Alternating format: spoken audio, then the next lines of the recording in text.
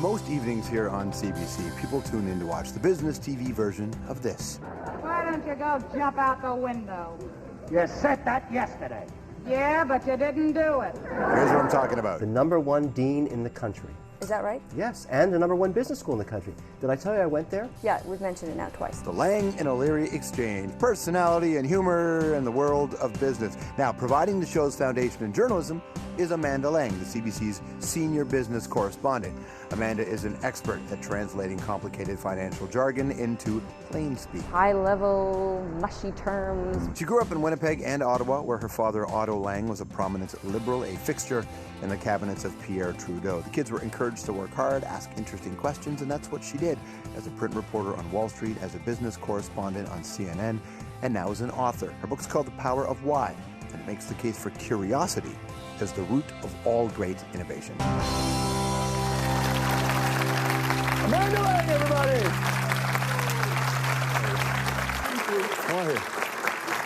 Okay. Welcome to the show. It's so fun to be here. Flipping the switch. I'm in the red chair. I'm on the wrong side. You're not interviewing. I have some questions for you, George. Bring it. Yeah. I'm not, all my questions will be deflected and turned back onto you. Is that right? Yes. Damn, that's my trick. Are innovators born or made? Made. In fact, born, but 100% of us are born that way. Amazing numbers on creativity of 5-year-olds. 98% are judged creative. Right.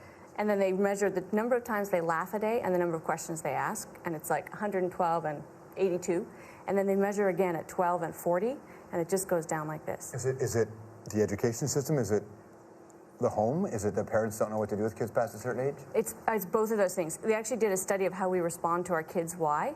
40% of the time, we give them some variation of get lost. Right. I'm busy, I don't know, ask your father. And it's because we see it as attention-seeking or something negative. And then we send them off to school, and why is certainly not welcome at school. So it's a kind of a combination of things where we just teach people that questioning, curiosity is sort of bad in some way, which is tragic. If you want to raise better business leaders and a better economy, that you have to alter your education system that helps foster creativity for the people who need it and other? Well, what I agree with is that education is central to the piece. I don't know that you need more money. We're literally, people have said to me, how do we fix education? Are we spending the money differently? I would say you got to blow it up.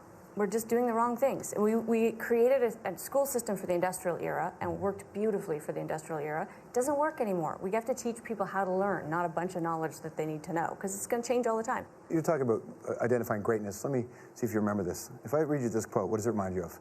Let us remember that our own victories should never be judged by another's scale. As we journey, let us strive for our goals without losing our values. Let us sacrifice for love without losing our self-esteem. I think that's a beautiful quote. What is that? You have some good researchers, I have to Autograph. say. That is, I believe, a part of my valedictorian address to my high school. It sure is.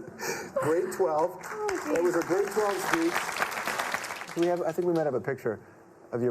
Look at this. Oh, come on. So but here's what's funny. There's two girls that look identical and they both say A. Lang. Why did the hair have to be big? I don't know. It matched the shoulder pads. That's what it was. Did you play the twins trick? We rarely did that. We carved out our own niches. You had us on a show that glorified our twinness. We did Test the Nation together, that's right. Test the Nation turns out that looking alike is not a guarantee of brains. I sent her into work for me once. It's the story I tell in the book, actually, and I got fired from the Dairy Queen when I was 14. But how did they know?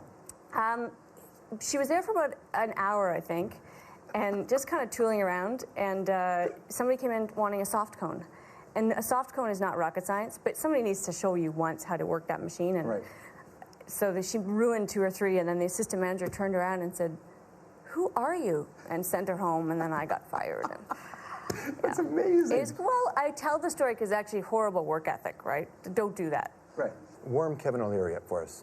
Kevin O'Leary is really funny, really genuine. You know him. Mm-hmm. He is somebody who always says what he means. But you know what I was saying before, that somebody doesn't get emotionally invested? He's not mean. There's not a mean bone in his body. Right. But in all of our years together, it's been 11 now, I've really got mad at him just once. Anthropology. All right. Your book is The Power of Why, but let me ask you this. Why not? Why not is just as good a question. It just would be a longer title.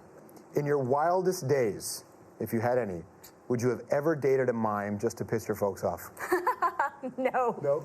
I found other ways to piss my folks off. Now, in your family, what's worse, dating a mime or dating somebody in the Conservative Party? Oh, definitely the Conservative Party. Really? Oh, yeah. And would you ever run for politics? Never. Never? Never. I don't like people that much. It's a good thing you're in the business world. It's a good thing you're in the business world. That's what it does. The power of why. And of course, you can see her on the Lang and O'Leary exchange right here on the Mother Corporation. Amanda Lang, everybody. We'll be right back.